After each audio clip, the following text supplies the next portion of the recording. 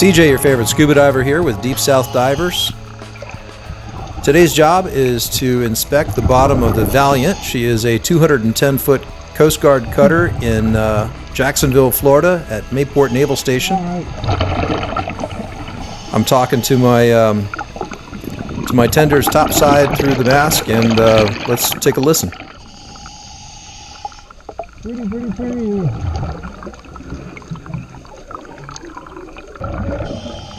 A lot of problems with my inflator valve.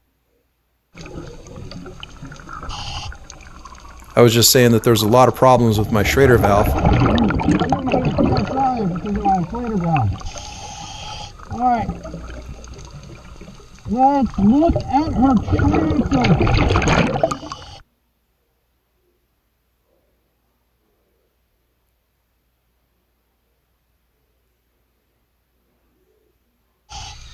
Transfer looks great.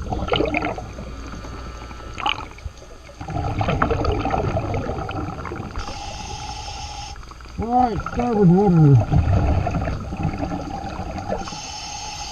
A little dirty. Look how easy the stuff comes off. Great. Here at the top of the rudder, the rudder posts that go into the bottom of the vessel, they were a previous point of concern. They're not painted, and so the barnacles have grown there on the rudder post, but otherwise the rudder posts look great. They're in good shape other than just being dirty. And there's a pad eye for installing the rudders I'm holding on to there. No more issues with the rudder posts. There were issues a couple of years ago, the last time I saw the Valiant. Alright. Looking good. Let's check port rudder. You see there's a big long zinc on the bottom of the vessel. That is in great shape. Like a really big boat. And now, well, 200 feet doesn't look that big anymore. That's the port side rudder post. I was just commenting that at one point the 210-foot vessel seemed like a really big boat, and not anymore because we've been doing so many big boats lately. It's all pretty and clean.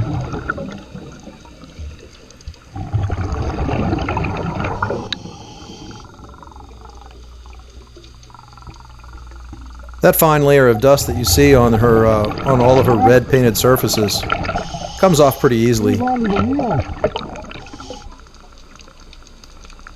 But the barnacles that are on the prop here, that's really bad. That needs to be cleaned off. That'll cause cavitation and efficiency issues, performance issues. Those props are not painted, and it shows. The barnacles have manifested there and grown quite prolifically. They definitely need to be cleaned in order to be able to get the efficiency out of this vessel. She has interesting props in that the captain can change the pitch of those props on the fly.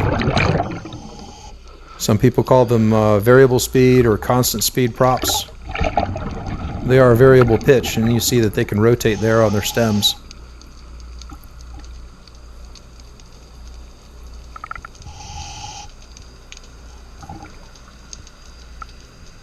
I'm going to check my gauges real quick.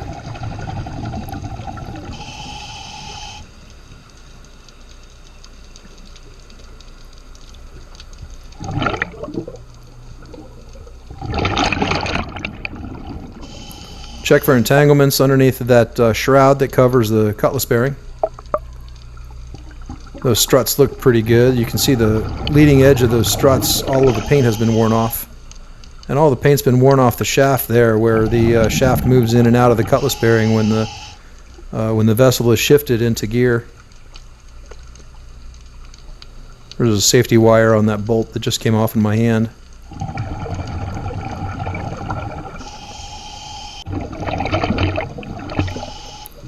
We'll move back over to the starboard side. Starboard prop. First thing I'm going to do is check for a line up in the cutlass bearing underneath that shroud. And you see I find a little bit of monofilament under there. That pulls right out of there, no big deal.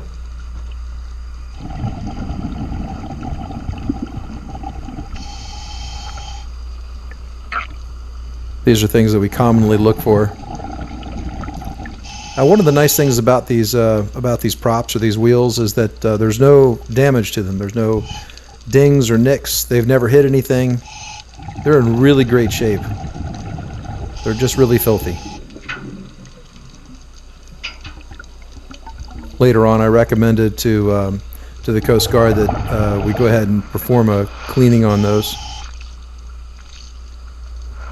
so that the taxpayers can get a lower fuel bill, and of course the vessel gets much better performance, much more comfortable performance too. The cavitation caused by those things spinning will cause a vibration throughout the whole vessel and kind of irritate the crew.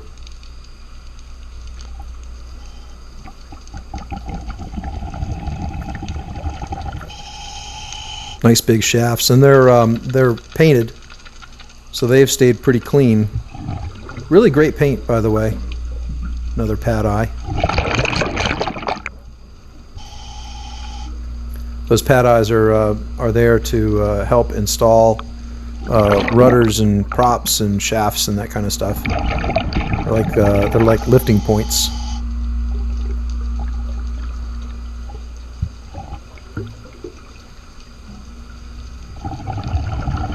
This is really the business end of the vessel, and props, shafts, struts, rudders, and all that kind of stuff is probably the primary #1 concern of every vessel. Now here we're looking where the shaft goes up into the boat, and there's either a shaft seal or a stuffing box or both. And there is kind of a cover that goes over it, and we call it a skirted shaft. This is the first of many sea chests. That grate sits over the sea chest, and the inside of that sea chest are points where water is drawn in, so there's through holes inside of the sea chest.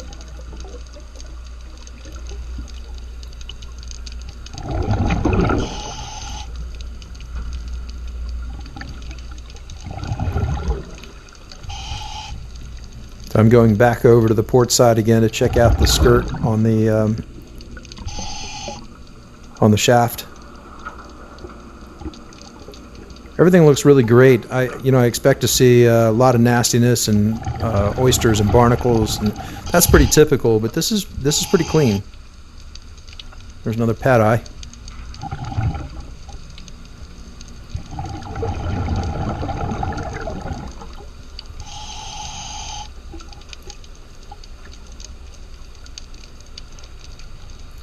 And of course, places where the paint has worn off, because the shaft moves in and out sometimes when it's being shifted from forward to reverse and back again. Dust that'll just come off as soon as that shaft is spun.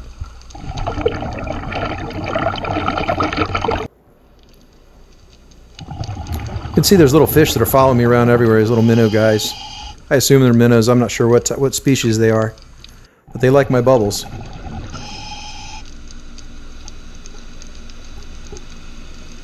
Obviously another sea chest with a grate. All that looks pretty good. There's some sort of through hull here. It looks like some sort of sensor, like a transducer. And this right here is an area on the hull where not a lot of paint has stuck very well. I found many of those throughout the vessel as I was looking at the hull. That is a place that was blocked when the vessel was brought into dry dock.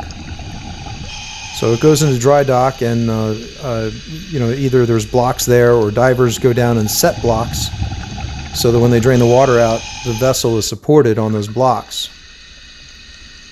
And there's another sensor. It's either a transducer, or it could be sonar, forward-looking sonar. And here we are at the bow of the vessel. Nice knife-like bow.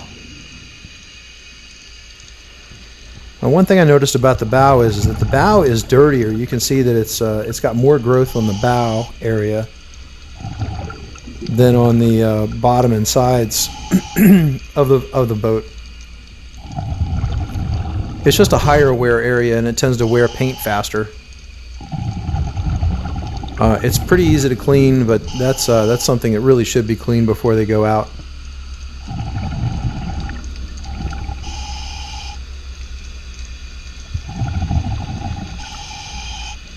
Cruising along the bottom of the vessel near the bow.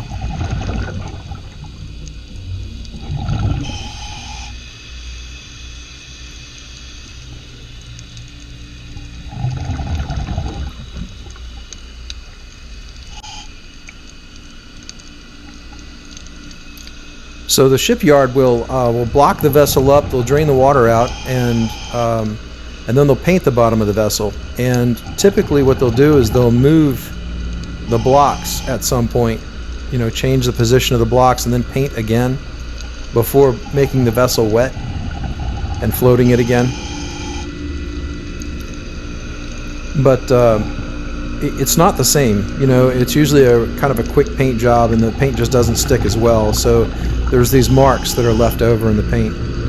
You can see there, I'm taking a real good look at that nice big fat zinc that's there. And that's in really great shape. Here is another sea chest with a grate. And you can tell from the sound in the background that this particular sea chest probably has a water cooling system that goes to the generator. Now, there is inside of the vessel, there's a generator that's running. That's what you're hearing.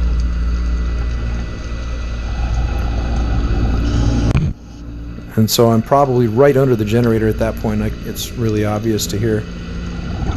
Now this fin here on the side, sort of sticking out at a 45-degree angle.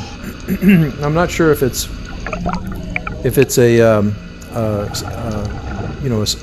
lifting strake, or a spray chine, or a passive stabilizer, or possibly all of the above. But it's kind of a winglet that sits on the side of the vessel. And I'm above that chine at this point. A couple of ropes hanging in the water. So I'm going to make sure not to get tangled in them. And as I'm cruising along the top of that chine stabilizer thing, you can see there's a couple of fish there that are following me around. That is the sheep's head to the left and two Atlantic spades to the right. The sheep's head is probably fully grown, and those spades get much bigger offshore. Those are just juveniles. Alright, so we're back at the bow again. This time I'm going to go down the starboard side. You know, I can only see so far underwater, so I've made 2 passes on the port side already, and 2 passes on the starboard side, or 1 pass on the starboard side. This is my 2nd pass on the starboard side. Again, here at the bow, it's a little dirty from being a high wear area. And I find another sea chest. Kind of picking the stuff out of there. There's a safety wire that has been strung in place, indicating that the bolts are tight. I'll pop off a barnacle there. Alright, so we are on the starboard shaft. We are back aft again on the rear of the vessel. Historically, the biggest problems that we see are clogged through hulls, clogged sea chests, clogged or entangled propellers, and you can see here this starboard prop. Once again, it's the same. Both of them are the same way. They're unpainted, and so they grow barnacles pretty quickly. You can tell the end cap there on the cone of the prop is painted, and so it hasn't grown any barnacles. So 3, 6, and 2 are 8 foot. Those are 8-foot wheels. So me just commenting to my guys there that these props are about 8 feet in diameter. It's my best estimate.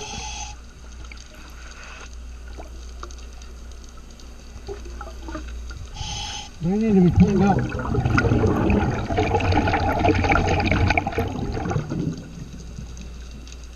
Just checking gauges again, making sure I got plenty of breathing gas.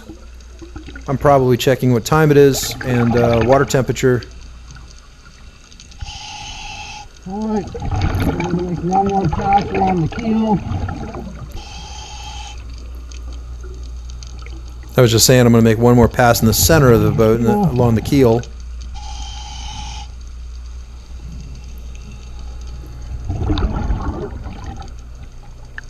And there's another sensor of some type. Looks like it has 4 little heads in it.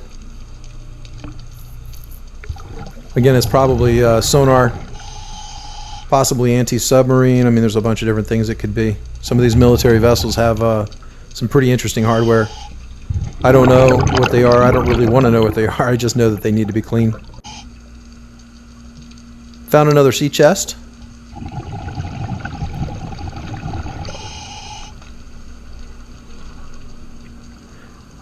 Yeah, those other through holes, the different sensors and stuff, they're not painted, and that's on purpose. They can't be painted in order to function properly, and you know, that means they grow stuff. So it's my job to keep them clean so that they can function properly. All right, so I found a really long through hull on this side, and I'm just checking to see if there's one on the opposite side too. You can see those grates and the sea chests are particularly long. They're probably engine intakes for cooling, and there is a matching one on either side. Yet another sensor of some sort. This one completely overgrown. That's really what needs to be done. The props need to be done. All of the different patches where they had blocked the vessel up. There's another one. Those need to be cleaned off. All of the through holes need to be cleaned off. The sensors need to be cleaned off, and the bow kind of needs some dressing as well.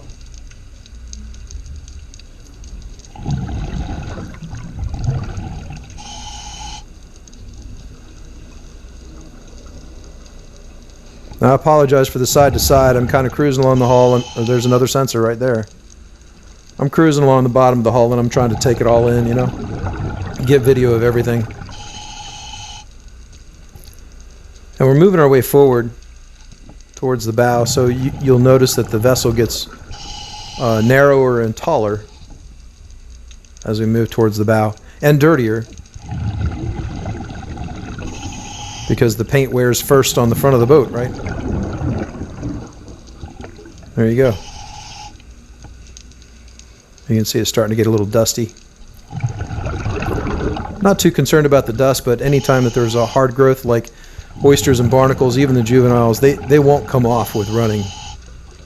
And so that's something that there's another block point. That's something that needs to be, that I need to do, you know, manually. So, and of course the bow.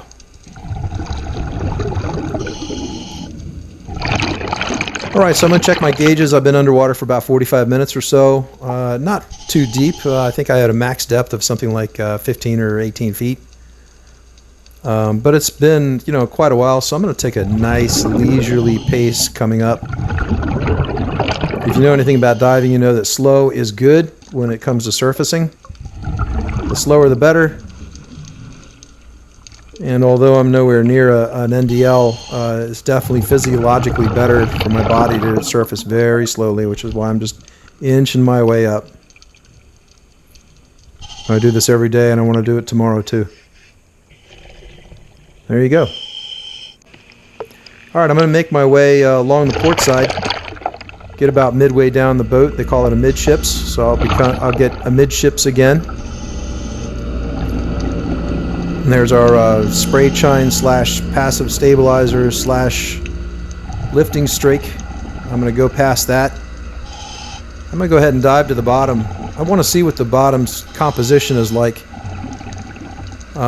There was another contractor on board the vessel who was doing some work, and he said that he had dropped a couple of tools off the side of the boat.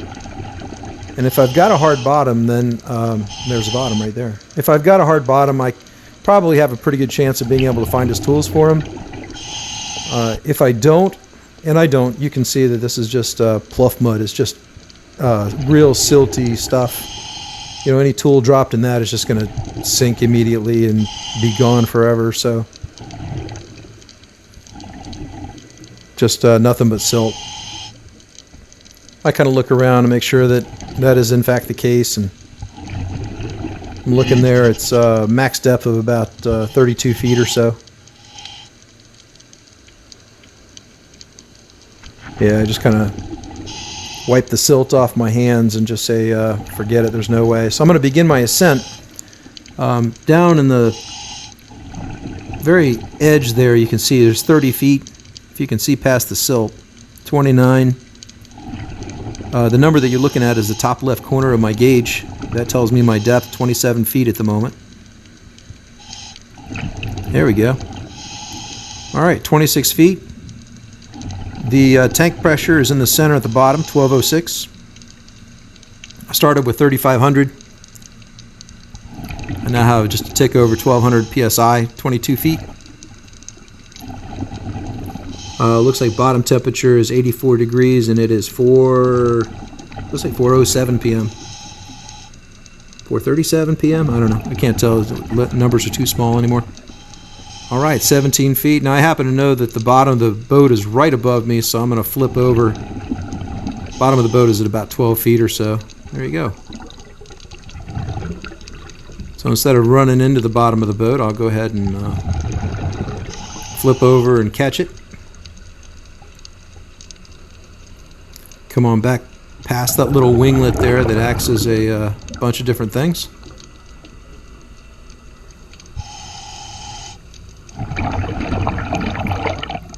And that's it. So bottom line is that the vessel needs to be cleaned. Not the whole thing. It needs an abbreviated job. It needs to be. There's a couple of things that need to be cleaned on it, and then just kind of polished up here and there.